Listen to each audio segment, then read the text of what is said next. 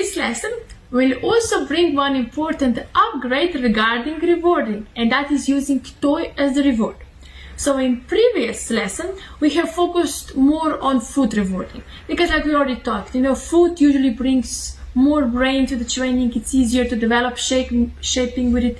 It's easier to explain the dog what you want from it. So that's why we used it more. It is now important to prove the behavior also with the use of the toy.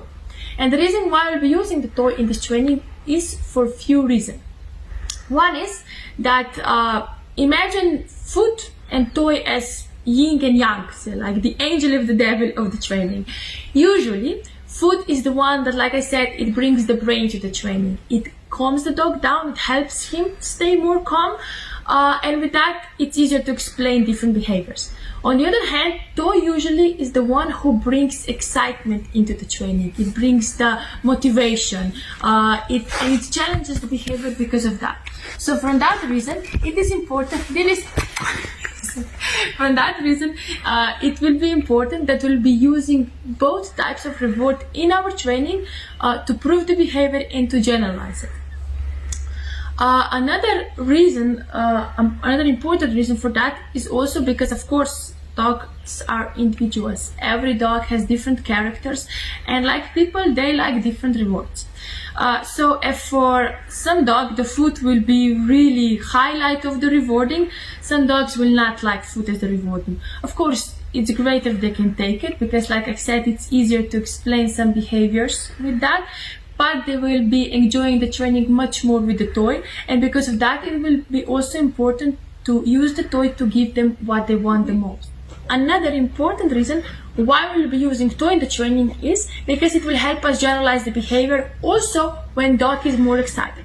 So like we talked before, food usually calms the dog down, helps bring the brain to the training, and the toy is the one that adds excitement. So once the dog has learned the behavior, in this case the targeting, using the toy as a reward will help us prove the behavior and teach the dog that no matter how excited he gets, he will still follow the training we have done, and he will learn to still touch the target nicely.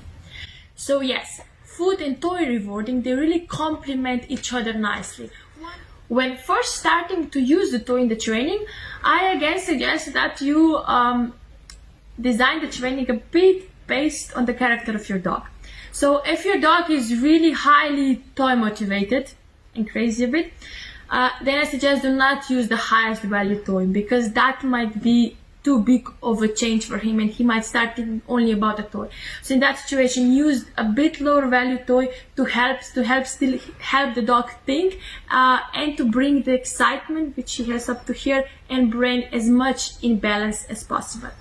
In case you're working with less motivated dog for toy, then it would be usually better to already use higher value toy to encourage the working motivation and to encourage him to actually work for the toy.